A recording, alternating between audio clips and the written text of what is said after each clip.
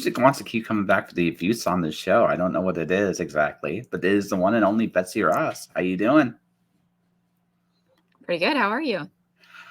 Up and down. I lost 10K last week, so it kind of was a punch in the face. But sometimes, like as you know, life goes like this, and then goes down, sometimes in ways you don't expect. But sometimes it's a blessing in disguise. I tend to, once you get over the punch in the face kind of aspect of things, right? You kind of go, okay, what can I do with this? And that's kind of literally the question I've kind of gone with. Kind of revamping some things. Like, not all the contracts that disappeared last week are a bad thing. I was doing a course for an organization, my podcast course, for example. And I personally always kind of wanted to do it on my own after going through that experience. Like, after I did it, it was like one of those things where it's like, I'm happy I did it. I don't necessarily want to do it that way again. You know what I mean? So Yeah. I'm gonna probably do some kind of like podcast course on my website. That's kind of the that's kind of the you know, the goal, the dream, et cetera, et cetera, et cetera. So do that short term, and then we'll just see what happens, because one way or the other, I'm going to be out of here in the spring. Even if I have to, I've made the decision. If I have to hitchhike from place to place to place to place, I'm going to do it. I don't care. I've hit that, like, I've had enough. So that's so now I just got to figure out what that other side of that fully looks like. Like even with those things falling through. So as a freelancer this year, I made close to 20 grand. Like that's not a ton of money, but it's like right at the border of like living wage. And if that contract had come through, I would have been comfortably over that hump. Right. So I'm on the right track, and that's kind of how I look at it. And that's how I'm going to treat it. And then next year I'd be like, you know what? I'm going to find something that suits my skills. And that's just the way it is. And then I'm out of here. That's kind of the thing. Now, whether I do it on my own or whether I do it with through something else, I haven't figured that all out yet. But that'll happen. That's been my last few weeks. How about you? I get it. Yeah. I guess much similar. Yeah. We've had quite a setback in the ball python business, so it's been quite a snag. And then, of course, going through renovations of different things and life just being busy, going into the sick season, the flu season, COVID season, apparently. Just a lot going on. I'm at this point in my life where just like if someone tells me it's a season, I'm like, who's telling me this, and how much money is this going to cost me? I've hit that point in my life where it's just like I don't like life has this weird I should say this. Society has a weird horseshit mentality when it wants to make money off you, and I'm done. I'm just kind of done with it. It's just like that might sound very cynical, but I've hit that point in my life where it's just like, if a government organization tells me the sky is blue, and it doesn't matter what party or anything like that, I look up and see a blue sky, there's a little part of me in the back of my brain. It's like, you agreed with them. What's going on? What has happened here? Right. I've hit that point in my life where it's just like, I'm not so quick to trust any of that stuff no more. I'm just like, you know what? I'm going to worry about what I can control. And people can say whatever they want about anything else. Fuck it. I don't care. I get that. Yeah.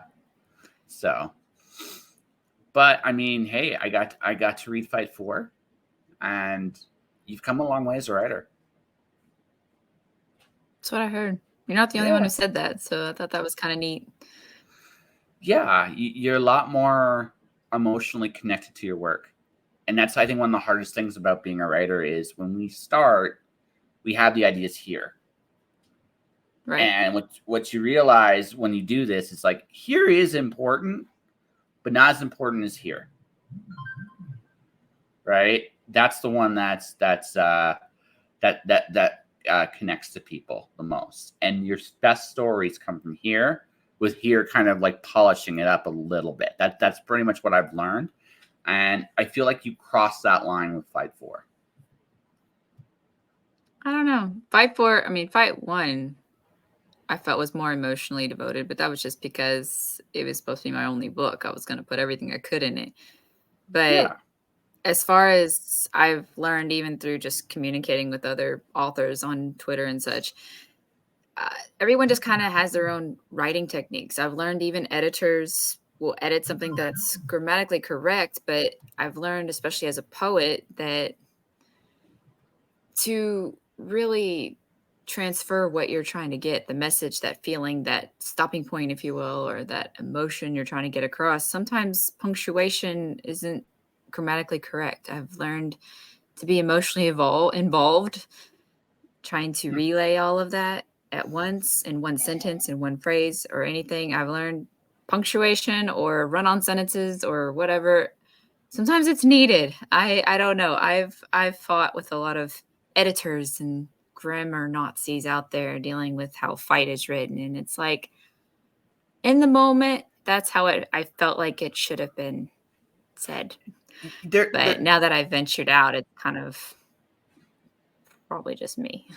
Well, no, it's okay. So I just edited another novel, and I have a rule. Okay, I'm going to point out the quote unquote the mistake, right? The mistake, the repetition, the like little things, right? Now, here's the thing. Did you do it on purpose? Because if you did it on purpose, it's not wrong, right? It's not wrong, and but again, it has to make sense to the story you're telling. If it doesn't make sense to the story you're telling, or it like, how do I do this? Objectively speaking, the goal is, can I read your stuff? Can I read your stuff and not have something hit me on purpose that makes me stop reading? Can I just keep going through it? Does it flow? Right? Does it flow? And if I can do that, then it's correct, even if it doesn't look grammatically perfect. It doesn't need to be grammatically perfect. It needs to be, does it? Now, if you make me stop reading because you make me feel something, that's good. If you make me stop something because it doesn't, all of a sudden my brain can't compute what you're doing, that's bad. And that's kind of the thing. It's like that's the magical thing. It's like, okay, that just creeped me out. I need to take a break. I need to take a minute to process what you just did to me. Right? That's one thing. But the other, but if it's okay, I was in the moment, and then I got taken out of the moment. That's when you might listen to the editor. The editor's like, I would say 90% of the time correct. 5% of the time, it's like, okay, we got to negotiate how we're going to fix this. Because sometimes their suggestion isn't going to be the right one either. But again, they're coming at your book from the outside looking in, and that's the difference, right? Whereas you know your story, so it's like, okay, is this part of the story, or did I just catch you doing something you fell into the habit of doing while you were writing the novel? And that's that, right? We all have those habits. Yeah. Right? My worst word is very. Very is a bad word. Right? Because it doesn't say anything. Like, I'm very happy to see you. It's like, that doesn't really say what you think it says. You know what I mean? That's true. Yeah. Yeah, but I see it now as I've ventured out to other genres from the Fight series. Now, Fight series, I mean, it was entertainment, but it was also a mission. It was something, it had more of a purpose. So it was written in a unique way for a reason. Well, now that I've ventured out to other genres, I'm catching where I am having issues what I'm trying to say as far as like the perspective side. Because you know how Fight, it basically followed that character. It was personal with that character. You're in their head. You're in their flashbacks. But now I'm like, to be, the narrator just telling the story, I realize I don't know if that's Fight's fault because I've been doing it for so long with that mentality, if you will, or is that just my writing method. Is that just I want it to be so personal, emotionally, and everything for that character, for the reader, that I kind of bounce around. Is it first person? Is it third person? Is it what is this?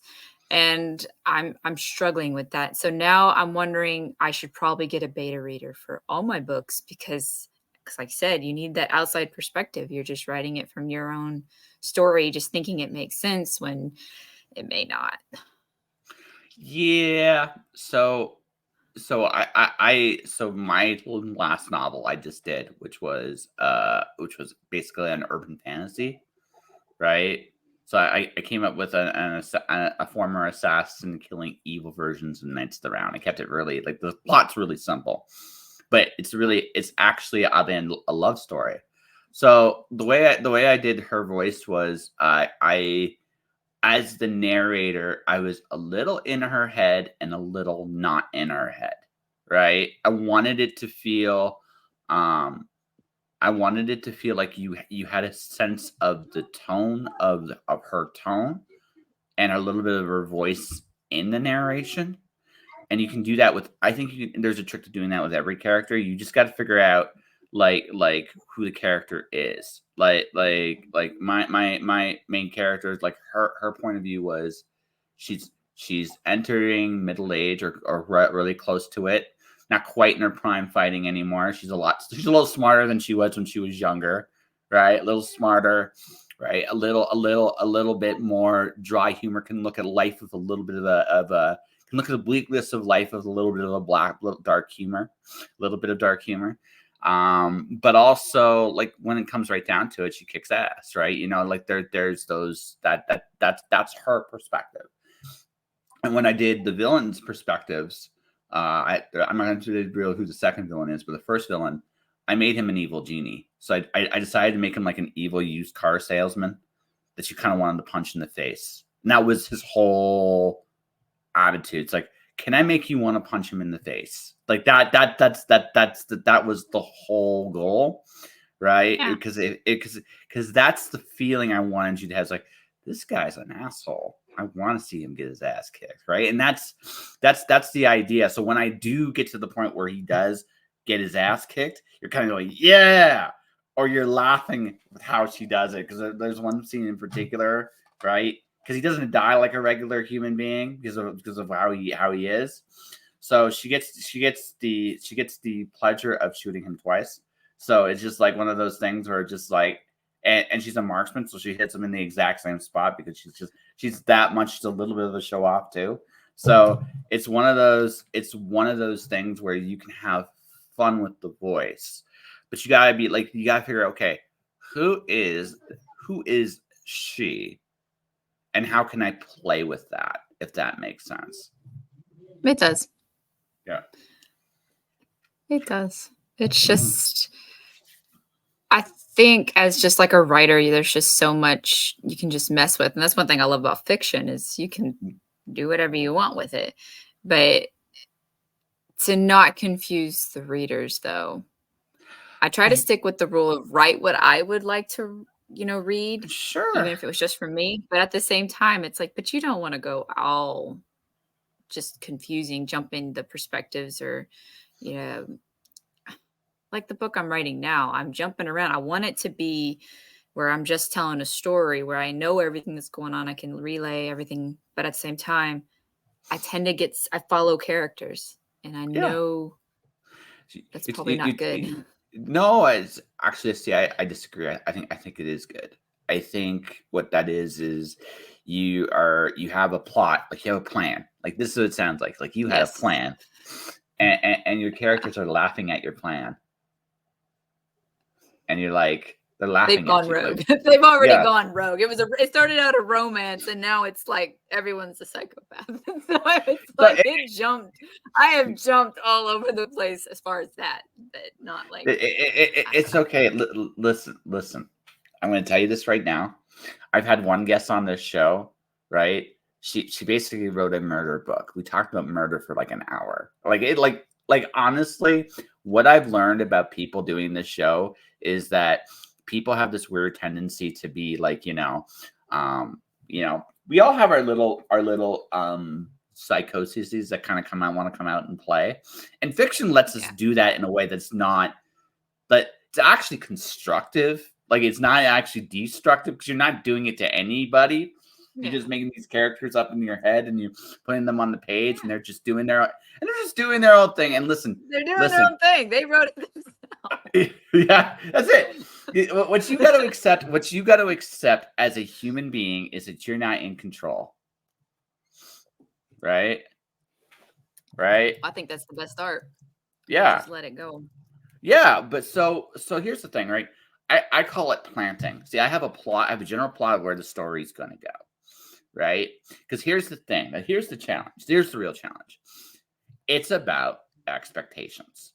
The audience expects certain things to happen because of the information you're conveying. So the question is, do I lean into it or do I subvert it? Now, if I subvert it, and here's the challenge. A lot of people say, well, subverting's fun. It is. However, if you're going to take something out, you have to replace it with something equally as awesome, right? It's actually easier to play into expectations. This is the kind of asshole I am. I'll give you what you want, but not in the way you expect, right? And that's a better, I think that's the way I think, in my humble opinion, every author should start, because that way it's like, okay, you know what? The story's supposed to go here. I'm going to take you there. I wrote an Alice in Wonderland Greek mythology. Well, Alice gets out of Wonderland at the end of the story. So you know it's a dream. That's the expectation the reader has when you read Wonderland. Okay, I'm going to play it. It's a dream. But here's how I subvert it. She might not wake up from the dream. Right? That's a subversion, but it's not, but it plays into what you already expect. Right? It's not breaking the rules. It's just, it's a dream. We're not going to change that. We're not going to make this something weird, but we're going to keep it in the weird it's in, but we're going to do it in a way where it's like, well, there's no guarantee she wakes up. Well, there's no guarantee she wakes up. That creates a very different kind of tension than what there was in Alice in Wonderland originally. There was no tension. She wakes up, right? So that's the difference. And so it's understanding what the expectations, and this is something that just comes with practice. You know where the story is supposed to go, right? You know where the story is supposed to go. The question is, how do you get there, right? And the thing is, the characters generally know who they are, whether you realize it or not. So, true, right? So they know who they are, and you can kind of, now sometimes it's a rabbit hole-ish kind of thing. Like you go down a rabbit hole, it's like, well, I think we went off the deep end here because I can't tell this story from this point of view. And that's when you got to kind of go, all right, I may need an adult, right? All right, I may need an adult here because I'm not it. Yeah. But that's fine. When you're doing drafts of stories, though, it's cool sometimes to go down. I feel a plot's your map and compass, but it's not your only way to that destination. And it's fine to play, because here's the thing. I enjoy the surprise as much as the readers do. And that's where sometimes some really good surprises can come about. It's like, well, I can just do this like ba-da-ba-da-ba-da-ba-da-ba-da. And again, I'm not saying a plot isn't necessarily a bad thing, but let the story kind of tell itself. Like I introduce a scarier assassin in my novel than Corey. And that's the name, Corey the Night Witch is the working title of my book. And the villain I introduced, I decided to do something very unusual with him about halfway through the book. I added a little personality quirk to him that you would not anticipate from someone this monstrous, right? Yeah. He's a big pop song fan, like big pop song fan, to such a point that he actually performs them like almost perfectly at karaoke. Like that should have been his real calling, kind of thing, right? So I'm like, this was not something I put in the script. This is not like, this wasn't there. Right. Right. But I'm like, no, I mean, everybody's human. Everybody has to let their guard down somewhere. And for this guy, it's pop songs. He does a really cool Backstreet's Back. Like it's epic. Right. And now Backstreet's Back is in my head. I am, and if it's in your head, I'm sorry. Yeah, kind of. Backstreet's Back. All right. Anyway, Dude, that was so big back then. It was. And the sad thing is, I still know the words every time I hear that song, and I'm like, oh my gosh, I can't remember what I ate for breakfast yesterday, but if you play that, I will sing along.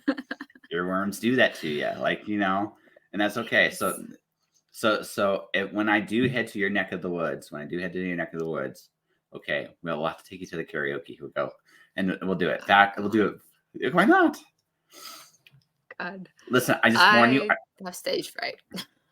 Oh, see, I got nuts. See, I'll do it. I'll do it. I'll go up there and make a complete ass of myself. I'm an expert at that. It's really, really, really fun. And the beautiful thing is, you realize no one cares. And when you realize that, you can really let yourself have fun, right? Right. You don't have to be. Listen, I went to a karaoke. I stumbled accidentally into a karaoke bar about 3 weeks ago. I stumbled. I didn't realize it was a karaoke bar. It was a bar. I just wanted food, right? And I sell food, and I come in. I'm seeing this karaoke. I'm going to tell you something. The people that sang put tears in my eyes. Like, they were that epically bad, but no one cared. Everybody was having fun, right? Right. It was to the point that the bartenders themselves took like smoke breaks when certain people went up on stage. Like when they left, you knew it was like, oh shit, this is gonna be bad. Oh no. Right. That's karaoke, right? That's the whole thing. Like karaoke, like sometimes you get like this awesome performance, and then sometimes you get like, oh my god, like I am amazingly mediocre. Like to the point of bad. Like I'm mediocre to the point of bad. You may want to give me $5 to stop, but I'm not going to drive you away from the room. And she's like, I get the feeling you're somewhere better than that. I get the feeling you go up on stage and you sang, you probably would be able to carry a better tune than me. I don't know about that. You don't know? I sing like crazy. I'm that weirdo, and then at the stoplight, just jamming out to different songs and singing at whatever pitch. But karaoke, I don't think I've ever done karaoke in person on stage. It's just the stage that scares you? I think it's the stage that scares me. If somebody handed me a microphone when I was sitting down, I'd probably be okay. But I do not. I just have stage fright. I don't like it. You don't like it. You just don't like being center of attention kind of deal. Yeah, I don't like that. I don't like the spotlight. You don't like that. So when you become rich and shameless with your books, what are you gonna do? You gonna like hire a stand-in? I don't think I'd ever get to that point. So I think I'm writing it. If it does happen, I'll be like, shit. Well, I'm just saying, in an odd way, every time I see you talk about your series, I'm very proud of you. Because I am, because you do something a lot of creatives don't do, and that is this: you talk up your books regularly, and you celebrate your little victories, and I think that's awesome. I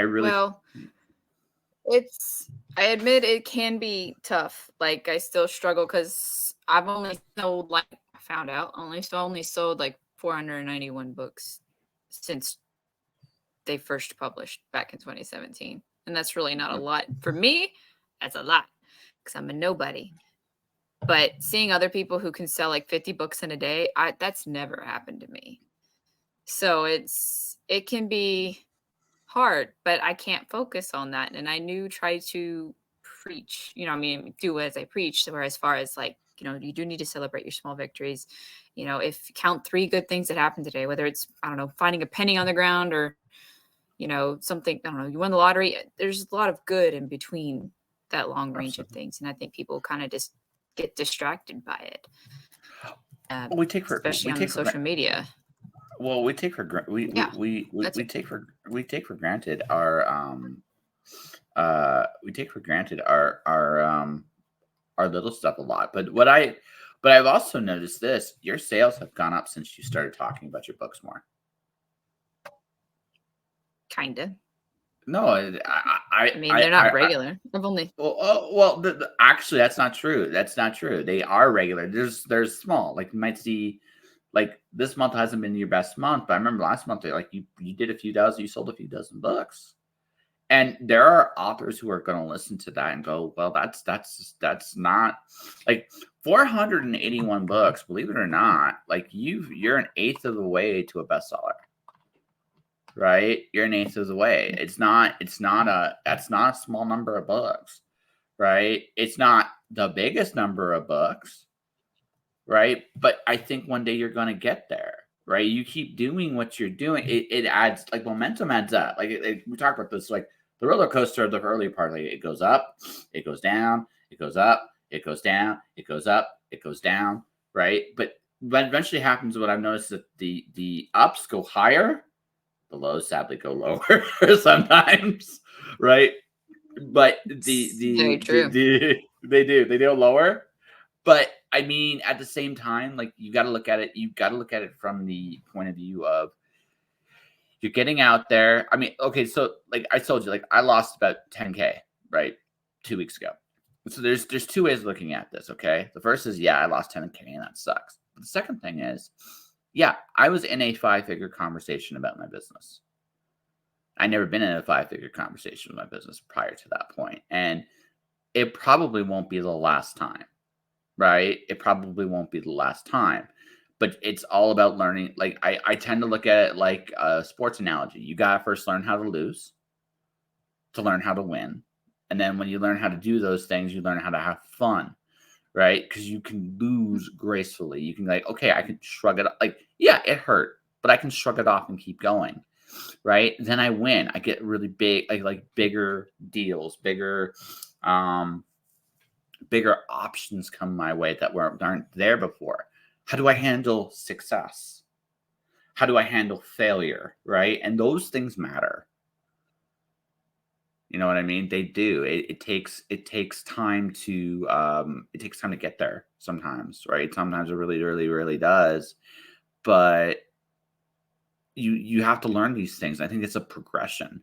And for people that in this world, I think more than ever, a lot of us get used to losing and just losing, right? And I think that's a trap, right? So when victories do come your way, you and your imposter have like a little conversation at that point, right? I think I ring a bell. Yeah. Sounds familiar. Is that, yeah, right? First you learn to lose, but then don't get used to it. Then you learn to win. And once you learn to win, then you can learn to have fun. Hopefully. Right now, it's just trying to get people to read it. People say they're going to read the fight series, but I haven't really heard anything back. And then it's hard to know, like, is that it? Is that all fight can do? It's like, well, okay, what I've had before. So you've sold, okay, so this is how you got to look at this, okay? You've sold 400 books. That's not a small number. That's not a small number. It's not the biggest, but it's not the smallest either. There are people who've sold 12, right? You've done a lot better. I think give yourself credit for going as far as you have. Now, here's the thing. Again, it doesn't sound like much, but it adds up. It adds up, right? So people that are going to read your stuff, how many of them are going to actually, leave a review? How many people are going to do that? I'm in a weird spot with Fight 4, but I definitely have to review for Fight 1, right? And the spot is, folks, is I kind of helped edited Fight 4, so it's a little, I don't know if I'm qualified to, it's a conflict of interest for me to do that. Right.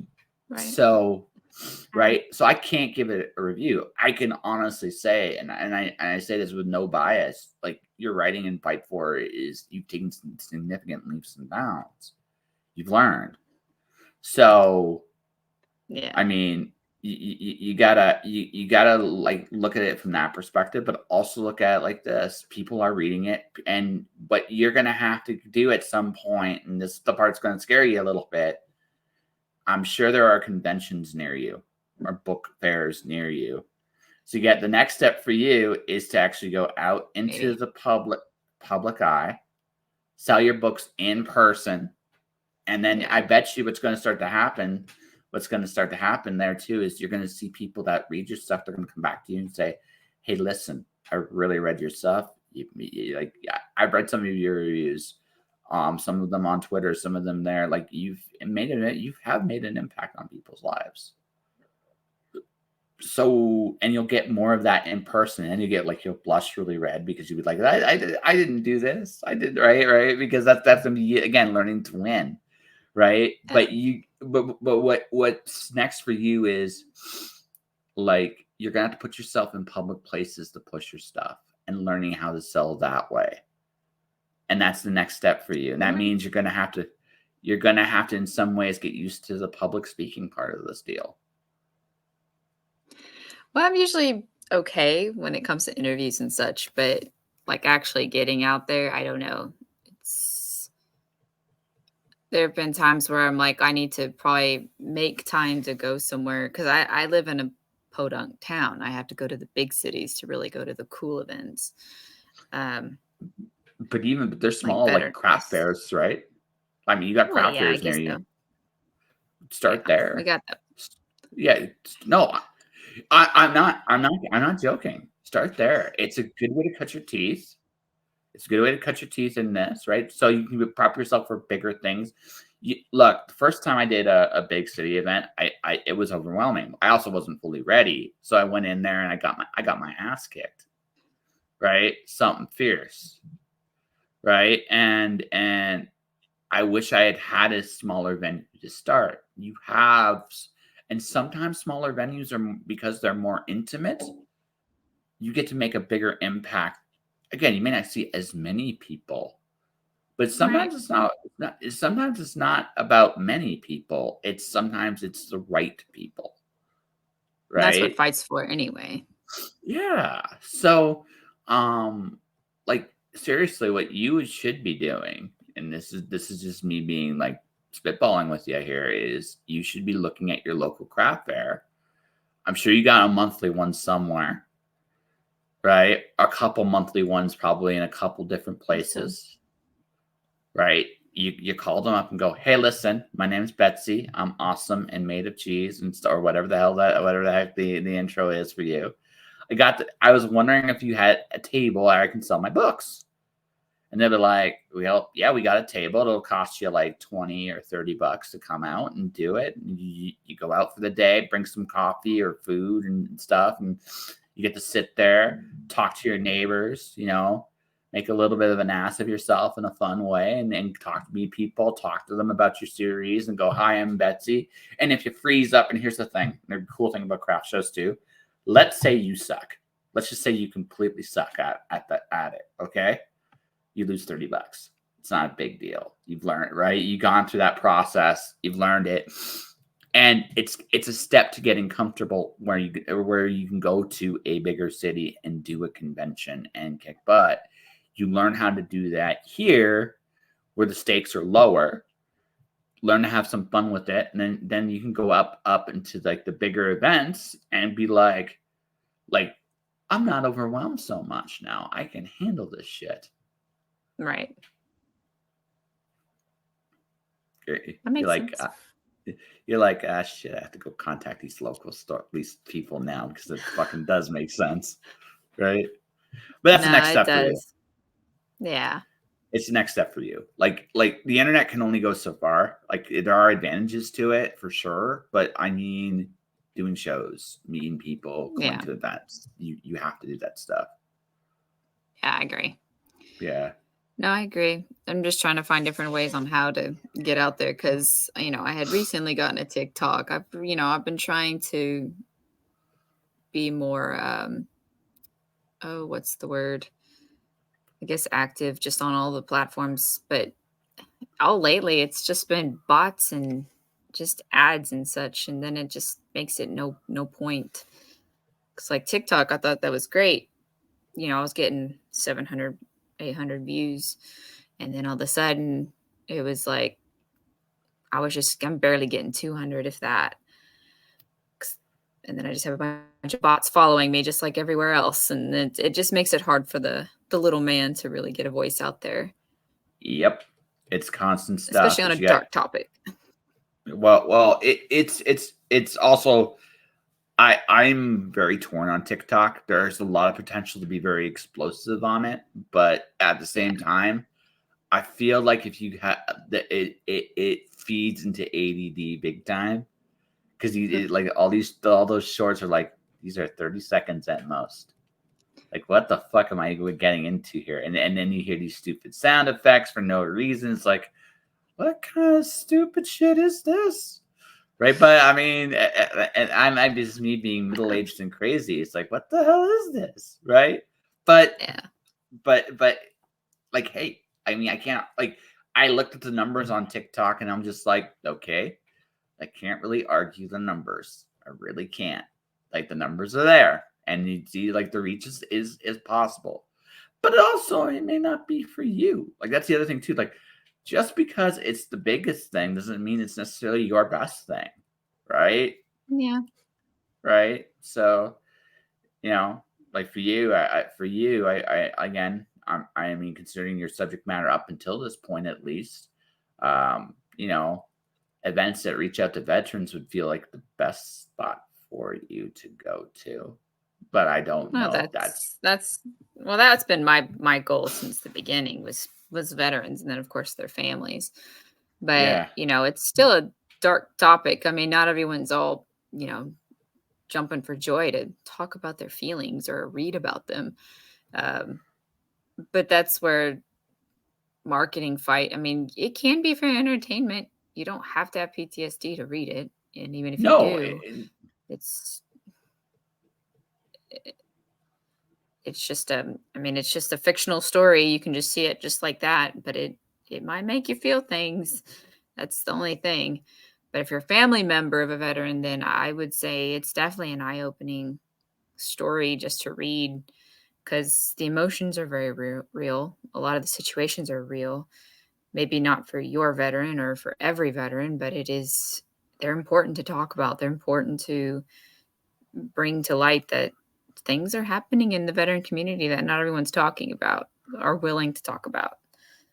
I think it's what I liked about your series was it's a good dip into the mindset. Like maybe police officers, maybe Mhm. firemen, right? They might understand that mentality a little bit more, right? Because of what they deal with on a regular basis, some of them anyway. And to EMTs too, I should mention them as well, because that they what they see and see sometimes as well. But when you get right down to it, right, most people don't have a context for that kind of headspace. They just don't, and they don't have to, right? Just the nature of how they work. So getting into that headspace, I think once you do, like one of my favorite things, what you do is you do a fantastic job of getting into the headspace of okay, this is how you see the world. And that's the most eye-opening thing I think from the outside looking in is you just realize like, okay, there are whole worlds of stuff going on that a soldier sees that the average civilian has really no clue about.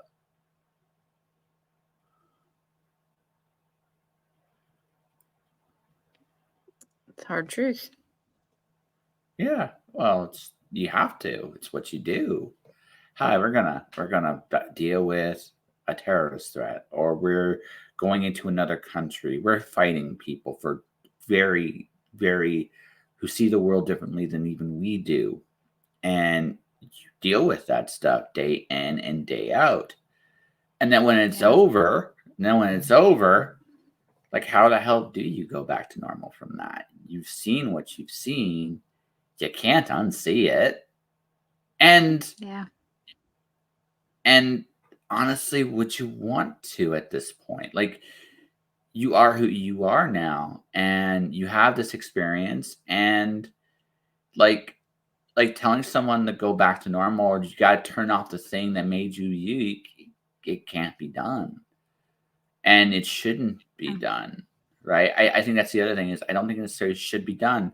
It's like, okay, so I mean, personally, I this is just a personal spitball here, so forgive me if this sounds because you've seen some of the bigger issues of the world, right? There's a lot of people in the military, the Marines, the armed forces, the you name it. They have different approaches to how to solve problems, bigger problems. I think we'd be in a better place. I'm not saying give them carte blanche power to do that, like to do whatever the hell they want. What I am saying though is that's a perspective and experience that's not being tapped into fully. That probably should be, because let's be honest, the world's again, you see the world in a different light. So let's use that to make a better world. I don't know. Maybe I'm crazy. Wish it was that simple. Well, simple is. I think simple is simple isn't easy, right? Simple isn't easy, right? Simple is okay. This is just an obvious path, but how do you get to obvious stuff? Like, okay, I don't see you as much of a video game person. You might be. I don't know. I could see you being ultra competitive in a video game. Like I could see. I right? Yes. I I could. was. I stopped playing, but oh yeah, I am. Yeah, I figure you're hyper competitive. But still, one of my favorite games of all time is Tetris. And Tetris, if you Yes. say Tetris is one of the simplest games ever made, ever. Right? It's a simple concept, but that's its genius. Simplicity, like someone had to figure that out. Someone figured that out. And all they really did was they saw the world in a different way than everybody else saw it. Now, to get to the Mm-hmm. point where the game came out and the release and stuff like that, that's a whole nother story, right? It's not easy to be simple.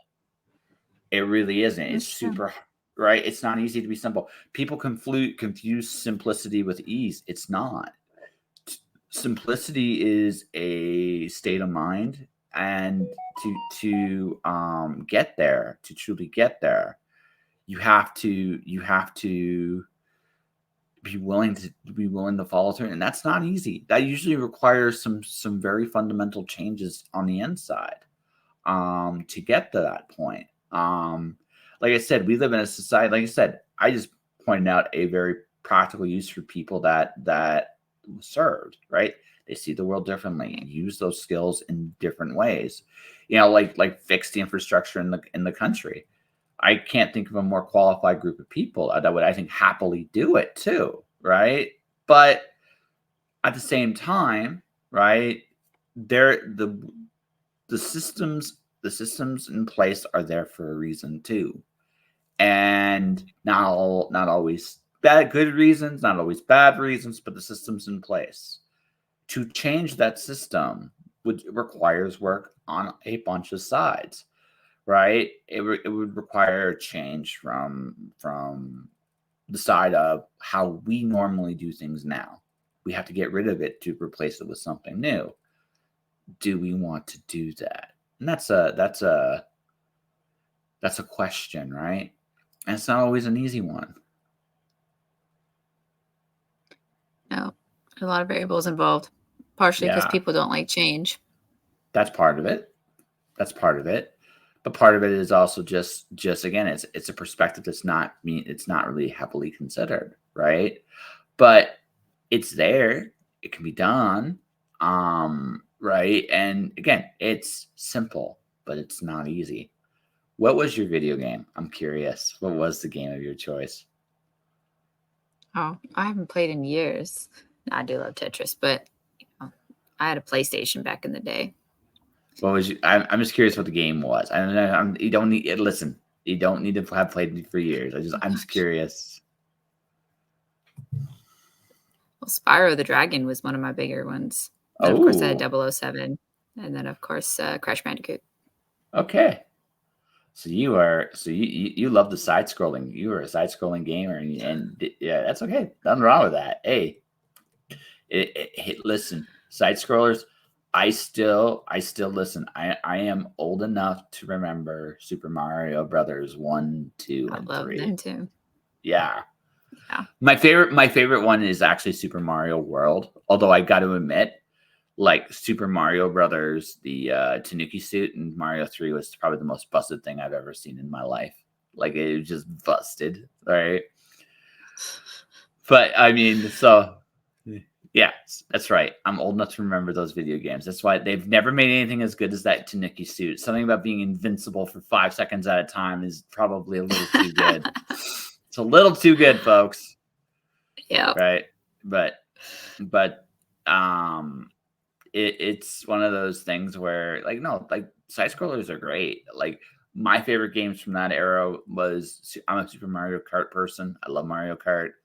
I enjoyed those Mario games, but I also I got to more sophisticated stuff like Zelda.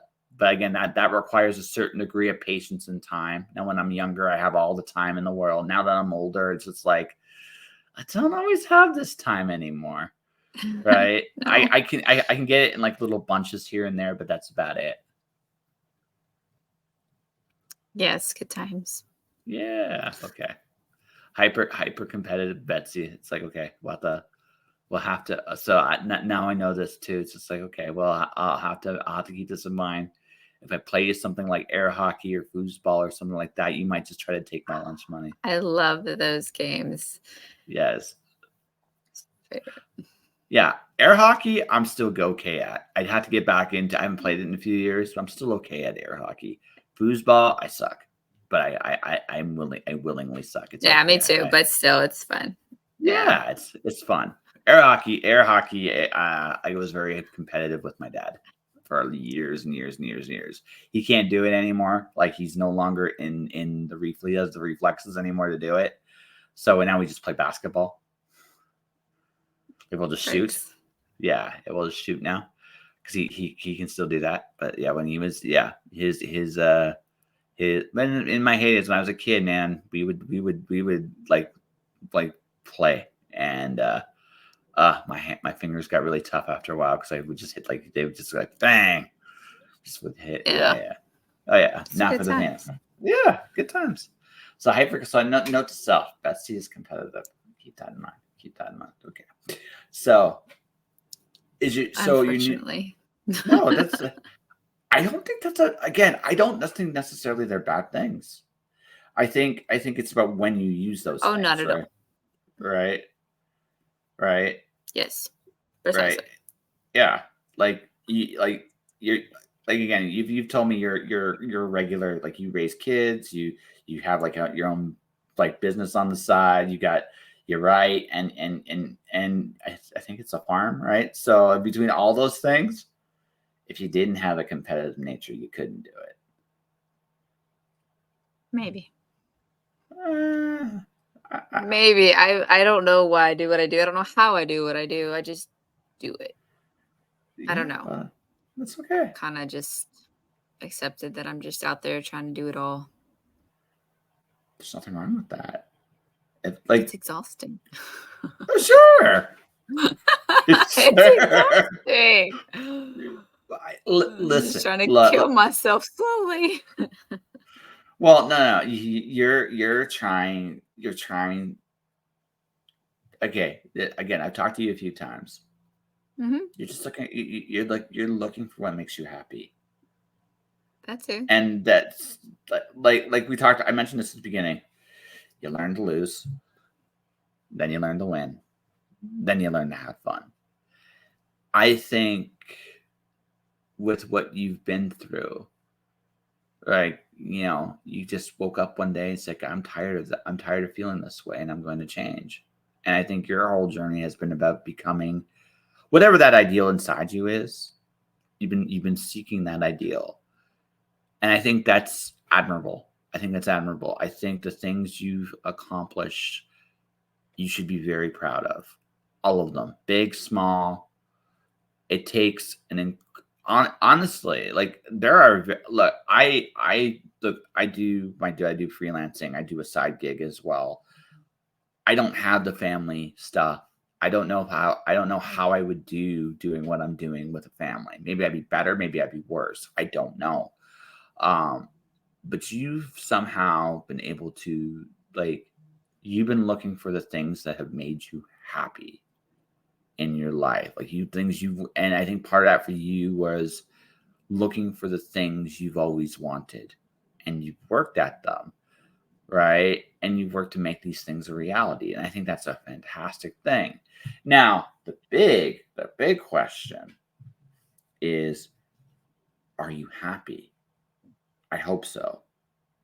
That's the big question, right? Are you happy with this? And I hope you stop at some point long enough that you give yourself that opportunity. And if you are happy, and that's my sincere hope for you, you give yourself a minute, even if it's just a minute, take a deep breath, smile, and enjoy what you've accomplished.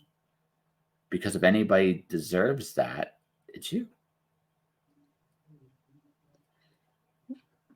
Well, and one aspect of it is I finally made it to the end of the fight series, but now that it's done, it's not really going anywhere. So it's like I'm happy I did it, and I've met all sorts of people because of it, Mhm. veteran, civilian, even from across the world, meeting new people, talking with people, especially people from other militaries across the country, across the world, who are allies of America's, and it's so neat that we're actually a lot similar than people might think, and Oh yeah. just having those type of conversations, those just eye-opening moments, have been everything to me. And hearing the testimonies still that people have, stopped committing suicide because of they picked up my book. Marriages were saved because they read my book. That can't be topped. But Yeah. to know, I mean, now I'm like, but I want to be not like J.K. Rowling style, but or level, but I Hey, definitely hey, why want to not? be a bestseller. I would love to be somewhat known. Not at the top. I just want to be not a nobody anymore, a no-name But author. but but but So but, but you're not nobody. Like 500 people know me, but that's But no, no, no, not no, no, no, no, no, enough. no, no, no, no, no, no. Okay, let's talk about prestige, because that's what you're talking about. There is more prestige. Okay, that's what you're talking about. This podcast won an award years ago, like a big one, for like one of the bigger ones, and like the Canadian Science Fiction Association rewarded me with an award for this podcast. That's pretty cool. My book Alice Zero got nominated for a poetry award 2 years ago. I have learned, and the thing is, I'm not the biggest name. I'm not the smallest name. I've had weeks where I've had 2,000 listeners. I've still have weeks when I have nobody listen to the show. Right? It goes up and down, up and down, up and down, up and down. What I've learned, and this is just thing. You are getting, like, it's a roller coaster, right? You're going like this. One day you're going to wake up and you're going to realize that people will know you. But I think by the time you truly notice it, right, it's not going to matter in the way you think it does. I You're think right. uh, um I wish here's what I wish for you. This is what I wish for you. I wish for you to get a moment in the sun so that you understand what that feels like. But then, so there was a commercial. And this is gonna date me. Holy shit! Like, this is when the Dallas Cowboys last won the Super Bowl. That's how long ago this commercial was. Okay, Emmitt Smith was the running back for the Dallas Cowboys, so they had a commercial with him, and there was a moment. He's like, "Hey, I won the Super Bowl. I'm going to take a minute." Like, he's about to work out, and he's like, "I'm going to take a minute. I'm going to enjoy this." Takes a deep breath. He goes, "Yeah." Then he grabs weights, starts going back to work. And I think that's one of the best approaches to recognition. I find it's a byproduct of your work. It's the byproduct, not the goal. So right. again, right? It's the byproduct. So one day you're going to wake up, you're going to get an email like I got one day, a mysterious email like, "Hey, dear Mr. Nominee." Wait, what the fuck? Cool shit. And that's great. And it'll be a great moment. And whether you win or you don't win, you're going to feel elated. So what I'm hoping then for you is you see it for the opportunity it is to help boost your sales, because I'm a capitalist all the way. I'm like, you know what? How can I make money with this? There's a little bit of that in me. But at the same time,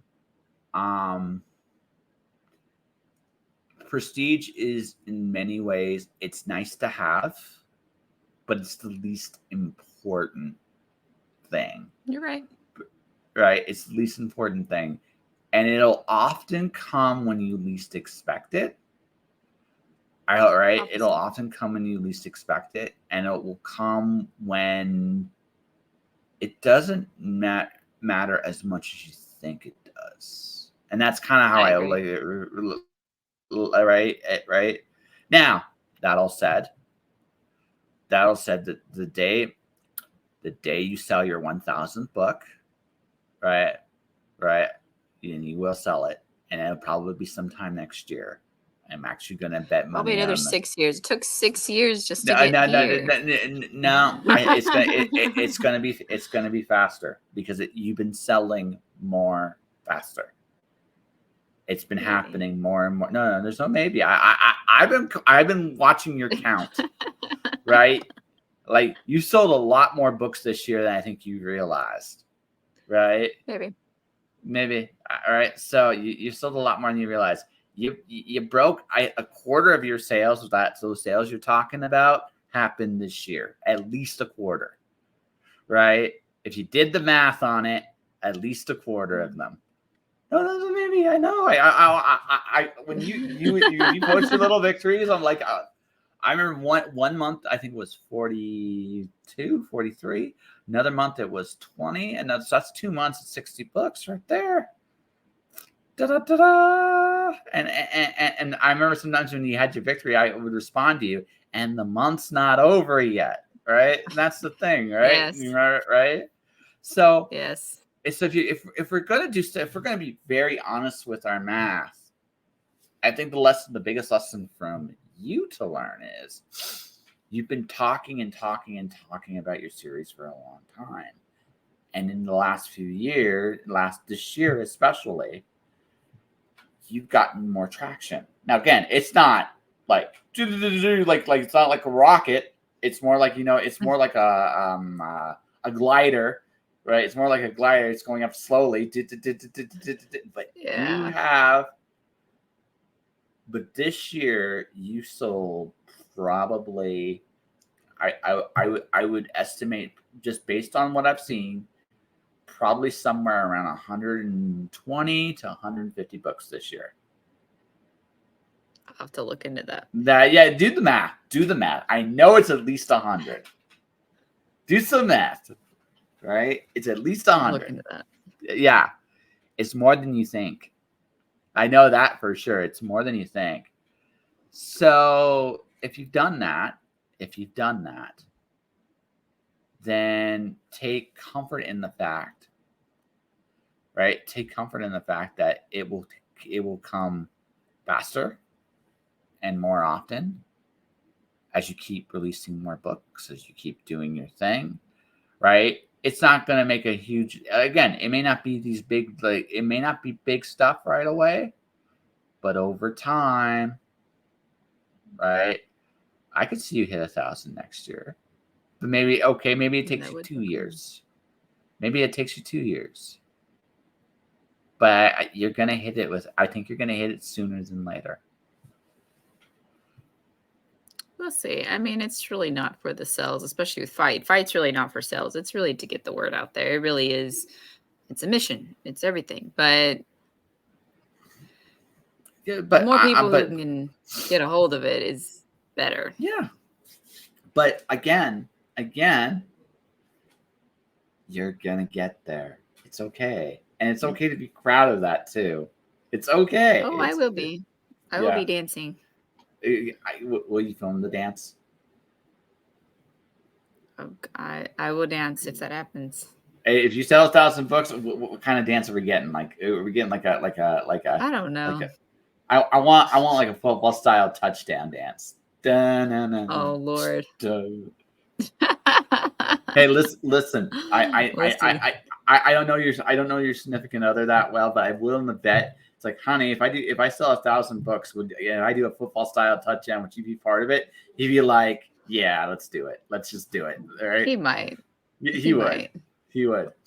Or give you like a football with like 1,000 on it, and it's like you spiked, like you just go in there and spike the ball, and that'd be awesome. That would be awesome.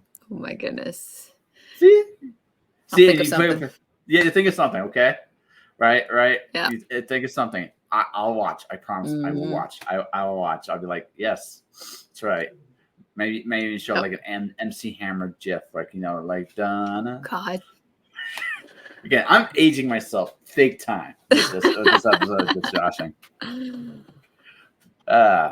So what would you describe your current work of fiction? Like, it's not like military, or is it military? Is it more thriller? Is it like, what would you describe it as? I'm still trying to figure out how to describe it. Right now it's down in Georgetown. It was meant to be a romance, but it's kind of more of a I don't think it's action. I don't really know what to call it, to be honest. Again, I need a beta reader to help me describe it, because thriller action because of the whole mobsters being in there, but that's right. It's really a romance. It was meant to be a romance. Yes. So much fun. I'm really enjoying writing it. Yeah. It's the first book I've had that actually has an outline, and so far we're barely following the outline. It's still a guide, okay. But I've gone off script so much. But that's okay. Like, that's the fun of it, really. It's like you said, the characters, they think I'm pretty sure they all think authors are crazy. But when we say the characters go rogue, it's a thing. It's just like you start writing it and you sense the characters developing their own personalities. It's like you feel it more, you know them more. It's almost like you're becoming best friends all of a sudden. Yeah, they're in your head, but it's like you're starting to understand more of that character, and all of a sudden you'll write or you'll type out this phrase or something they do, and you're just like, okay, that's not what I was originally intending them to do or say. And it's so, again, they just kind of go off grid a little bit. I'm still following my outline, but this is the first story I've used an outline for. But so it makes it interesting.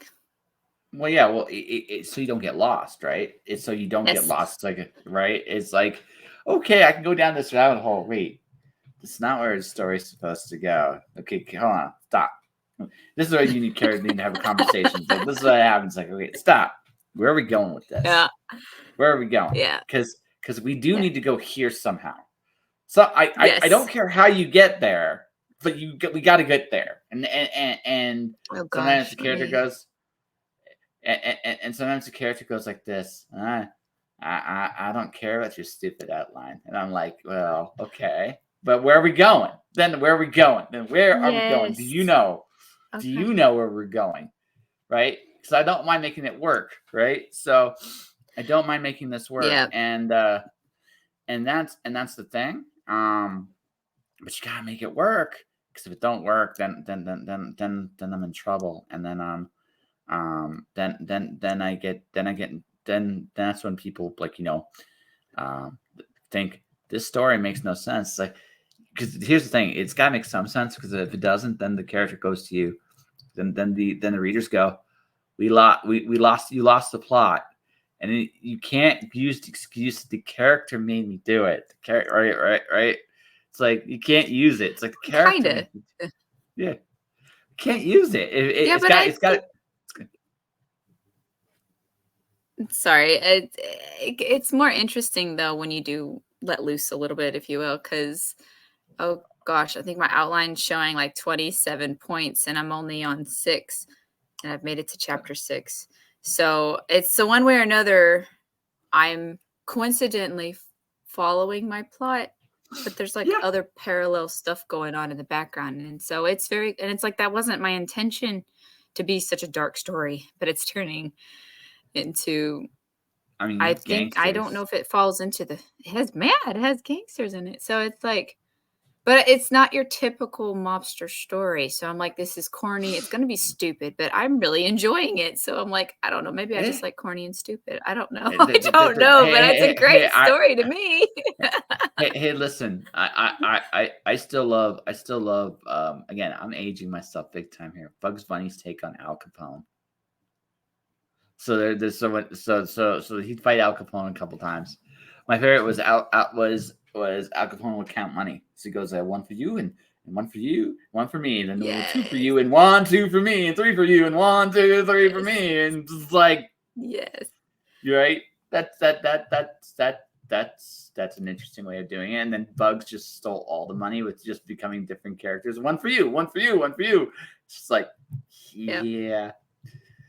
See, this is why, folks, my brain's a little warped as it is. This stuff right here is why. But I mean, but I mean, Yes, that's the those are thing. good. Like, yeah. Well, I mean, listen, we the thing about outlines is I find that they give you the freedom to grow a story, because you have this base concept in your head, and oh, pardon me, and you get to explore the surface, beyond the surface of what that actually is. I think, and that's where characters can kind of go in their own direction. It's really, really interesting. Now, again, if you're going to break the script, this is my rule, right? If I'm going to break the outline completely, is what I have here more interesting than what I had initially thought about? Is it more interesting? If the answer is yes, I will figure out how to make it work. If the answer is no, this is like me watching YouTube, right? I've just gone down all these rabbit holes, and I'm lost. And now I Yeah. started watching, like, First Take, and now I'm watching Dan Vass doing Heaven Is a Place on Earth, and I'm like, I did not start here. How did I get here? Yeah, Right, and that's exactly. YouTube, and we all know, like, so we want to avoid the YouTube rabbit hole. That's what we want to avoid, right? We want to avoid that, but yeah, no, characters. You want a story to feel organic. That's the thing. You want it to feel like it's something that you could feel could happen, even in the context of what you're doing, right? And that's the caveat, the tweet, I should say, or the conceit. There we go. That's the right word. Conceit is, if you're going to tell your story, you got, again, going back to what I said, you've got to figure out what the expectations of the story are going to be, and then you're going to have to figure out, how do I fulfill them, or how do I how do I fulfill them? How do I detract, right? Or how do I fulfill them? Or how do I subvert them in a way that's better than the expectations I'm laying out there for people, right? In my novel, I had a master plan for my own plot, and then I accidentally revealed another villain.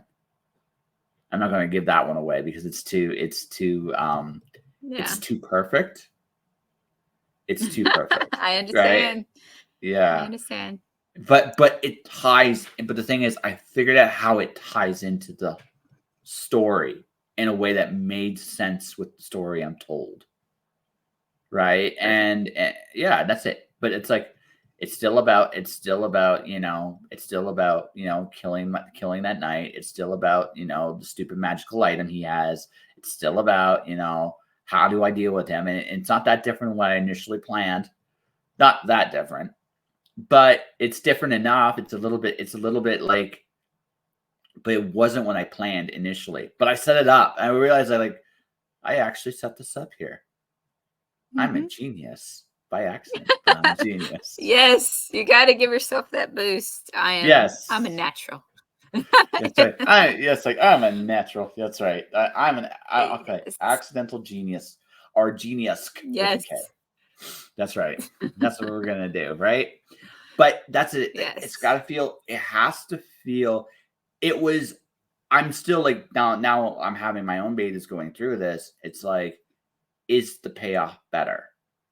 I'm a little worried. Again, I'm worried I stick to the landing, or did I fell on my ass? Like Right. that gymnast that performs that amazing flip at the end. They have to land it. They have to land it. If they fall, it's like, Yeah. oh, and you feel it, and you can feel it Yeah. too. It's like, oh, and then but if they hit it, you're like, yeah, awesome, right, and Yes. right. You want to feel that it's like, yeah, you did it, right? You don't want them to feel like you don't want them to feel like they are you don't want them to feel like they hit their ass. You want them to feel like they hit that landing, and that's hard to do sometimes. Sometimes that's hard to do.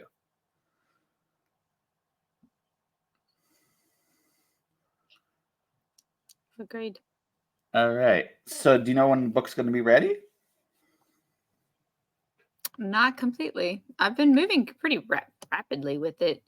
I mean, I've made it to chapter 6. No idea what my goal is. Fight, I had a set structure. I knew what I was going for, but I've made these points on my outline, so I can only guess on how long it's going to be. But and then of course it keeps adding more to it, the backstories and the parallel stories and all this stuff happening at once. It's kind of like leapfrogs it. So I'm trying to make sure they tie in and make sense. And so I'm hoping next year, as like I said, if I can keep up with the pace I've been at, but with so much going on lately, I'm trying to do some extreme multitasking as usual. But with the That's good. holidays, yeah. Yes. Well, I mean, I'm going to be launching stuff in the next few months because my goal is I'm out here by spring. So I don't know if next month's going to be a great time for it, but fuck it. Like life's it's it's now or it's never. That's how it's kind of how I viewed life, right? It's now, it's never. And I Yeah. got to make my decisions. So I mean, you do what you got to do. Like you said, you got family, you got other obligations, and I know that. But probably next year, sometime you'll get at least the first draft done. Yeah. I'm thinking so. I hope so. Because I've been very excited to write it. It's become like my new focus. I've got other things started as well, but it's just with the whole snake business now at a big setback financially and everything, and then been doing renovations on the house and the snake room and everything. My priorities have just kind of went up in the air, so it was kind of hard. And then, of course, trying to get Fight Collection out there because now that the Fight Collection was finally published, and I finally have an audio book for each of the 4 books in Fight. I've been really trying to push promoting those, but I feel personally that I've lost momentum on all of that. I thought that by the collection would be a great, oh, what's the term? Like a revamp on the whole promoting and advertisement of the series itself. It's But well, it's weird because okay, in comics, trade paperbacks create a different access to different audience. It's harder with books. All right, it's harder, but at the same time, I also think it's like this is one of those things I think on the long term you're going to be grateful you have it because you can do this like this. Like it's like Stephen King's Green Mile. Okay, when it initially came out, it was a bunch of small books, which was fine, for its time. But eventually now, if you look at it, all that exists is the Green Mile regular novel. There's no parts 1, parts 2, parts 3, part 4, part 5. I think it was 6 parts altogether. So I mean, I think that in the long game, you did good. In the short game, it might feel like a step back. It might. But I think in the long game, I think you're gonna feel like, okay, I'm glad I did this. Because now you have this option, right? Now you have this like way of doing it, right? You again, you're gonna have to go craft shows. You got to practice this there, right? So you can go. You have both copies. You have the big book. Everybody can buy the whole thing, and then you bring like Fights Volume 1, like just Fight Volume 1. Well, you know what? Maybe the whole series doesn't feel like it for you, but you can try the first book, right? So you can gateway drug them that way. You see, right? It's like, okay, this feels like a little too big for you. Okay, I understand. Here's the first one, and this'll work out. I think what'll happen with you is, like I said, I think for you the next step is going out in a public place and go, "Hi, I'm Betsy. I'm awesome. These are my books." Right? This is the Fight series. It kicks ass. And this is and go from there, right? And that will be the challenge. But I also think the fact that you have a multi-volume series, right? I think that you have a multi-volume series. I think the fact that you have a finished series now, it will open more doors for you in the long run, especially when you release your next book, whatever that is, whether it's gangsters and, by the way, is it modern gangsters or is it old school gangsters? It's old school. Okay, so well, it's I don't know if people are gonna like it or not. I like the 1940s, so I stick with the 1940s, but they have some of today's technology, so I kind of created a multiverse, if you will. Like, some things may not make sense to certain people who have to have it a certain way. Because I love the 40s. I love everything about the 40s. I bring in their vehicles. I bring in their weapons. I bring in a lot of things from the 40s. But they have like phones. They have like cell phones. They have like some of our technology nowadays. So it kind of incorporates a little of both our world and their world. Oh, so I mean, so it's got a bit of a fantasy element to it. Kind of. Fantasy. I mean, I didn't want to just stick with. Go ahead. It's a fantasy, a little historical, a little gangsters. It's like That's the beauty of fiction, though. You know, and you can, and you know what? Cross genres is very, very popular these days. So don't feel bad. You got your thriller, urban fantasy, romance, gangster like pieces is a whole bunch of different things. Yep. It can be. I'll need to find some beta readers. Oh, okay. Well, maybe we can talk about it when it's all said and done. So, Miss Betsy, I just want to say this: Happy holidays! Thanks for coming back. I think we have an interview here. What do you think? I think so. Kind of. You think so? Kind of. Yeah. Kind of. Well, we kind of jumped topics. It wasn't like an interview. Like, hey, why did you write it this way? Why, whatever. It was more of just general conversation. Yeah, but that's the best. Betsy the human being is a wonderful person, and Betsy the human being, if I just talk about different topics, would maybe be a touch more comfortable, but it wouldn't feel as authentically you. And I think authentic Betsy is awesome Betsy. That's just me. I appreciate that. Yeah. It's easy to lose yourself in this world, so it's nice to know I still got it. I can still be me. Well, yeah. I'm way too old to. Again, I've come to this like conclusion is I'm just way too old to I don't give a shit as much anymore, and then I find that's a very, very good thing. Oh, okay. I have. Okay, that's cool what you did there. So folks, I'm going to do this here. So it's, I'm going to be posting this. Give me a second right here because I'm a trained professional. This is the fight collection right here, folks. This is the Canadian version, not the. If you got a website you want to promote, you should probably let me see that so I can put it up there for folks. This is your current release, right? So yes, the collection. That is correct. So what do you want to say about the collection? Come on, this is your time. Collection. The collection is really just a combine of all the 4 books. It's the same manuscript or anything. I've had a few questions about that. It's just the story, but it's still emotional, whether you've served or not. It's definitely eye-opening. It's thought-provoking. It's a great discussion starter of some things, especially realizing what resources a lot of the veterans need in our world. And it's not just financials. I think that's the heartbreaking thing, especially, I mean, there's a lot of veteran groups out there who are willing to help. Unfortunately, a lot of them are just asking for money. And in my opinion, money doesn't solve everything. We're always going to need money for housing or mortgage or utilities or anything like that. But sometimes it's more than that we're needing, whether it's, just a friend to listen to or just someone who doesn't make them feel weird. Sometimes it's the small things that are free. So I think that's just little reminders that, especially in the holiday season, it's rough for a lot of people. Oh yeah, it is. It's the loneliest time of the year for some of us.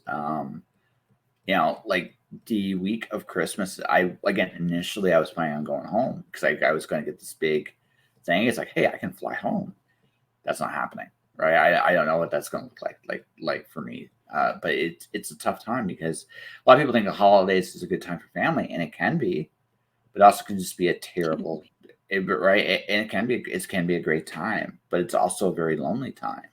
Some people use it as an opportunity to rest, but for a lot of us, it feels like, for a lot of people, I should say, it feels like, we're alone in the world. This is it can be one of the loneliest times in the year.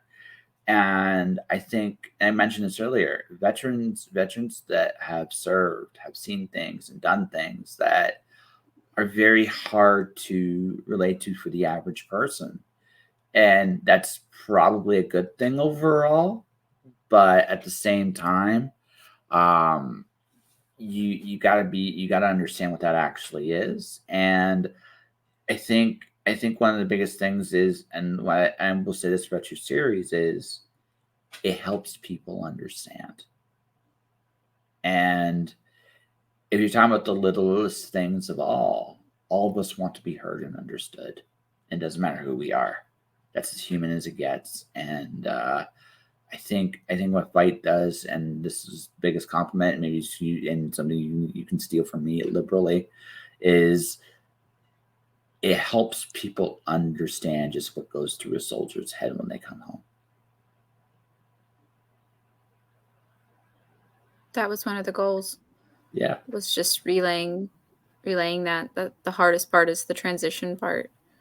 Yeah. They train soldiers, Marines to do so much that can't even be fathomed by most people. And for those who go across the seas, sometimes they don't know if they're going to make it back. And sometimes you have to force yourself to accept that you're not going home. And then when you do go home, you're like, well, I didn't plan for this, so here I am, and we're going to make the best of it. But in that process, people try to treat you like you were before you went across the sea. And so when you've had to live in that mindset that you're going to die, you're probably going to die, the person beside you just died, that sticks with you. It doesn't go away. And through all these classes that we get to transition out, go back to school, go back to work like it's normal. Sorry, we don't feel normal. It's not, black and white as most people prefer it to be. Oh, you served. Thank you for your service.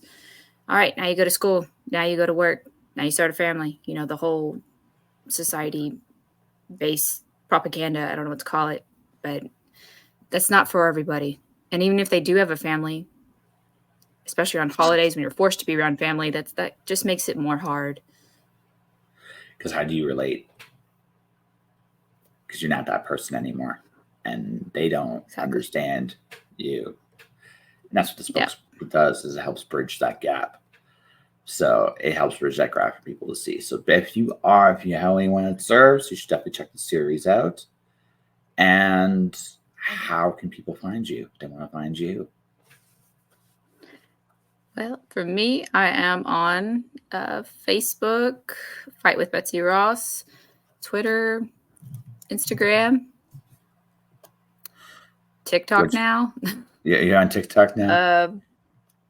Yeah, I'm on TikTok now, and right now it sucks because I feel old. I'm like, I don't know how to use any of this, but yeah, it's okay. I'm just gonna put your Facebook group up for people to see. No, that's fine. Yeah. All right. I do now have my website again at fightwithbetsyross.com. Fightwithbetsyross.com. I hit a button I shouldn't have hit there. BetsyRoss.com. All right. There we go. Yes. Oh, that's not quite right either. I hit that. They gave me an award, Betsy. They gave me an award for this stuff. See, like I said, it's not all it's cracked up to be. It's not all it's cracked up to be. Prestige is not everything. So check out, ladies and gentlemen, check out her website, fightwithbetsyross.com. Check out the fight series. I'm looking forward to the gangsters myself when it's done. I'm definitely going to check that out. But for everybody watching, everybody listening, so this, folks, is my last week of doing podcasts for the year. With everything kind of happening with me, I'm going to be quite busy for the next little bit. And I got to kind of rebrand myself. If you want to support me, you can do so a bunch of different ways. I have a bunch of episodes of the podcast that have not been released, are slowly being released in the regular rotation right now on my Patreon. You can definitely, if you want to support me, $5 a month. There's right now 10 hours of content there. More is going to be added very shortly, plus drawings, stories, and other things. Definitely check that out. I have other things coming up this week. Like I said, it's going to be kind of a revamp.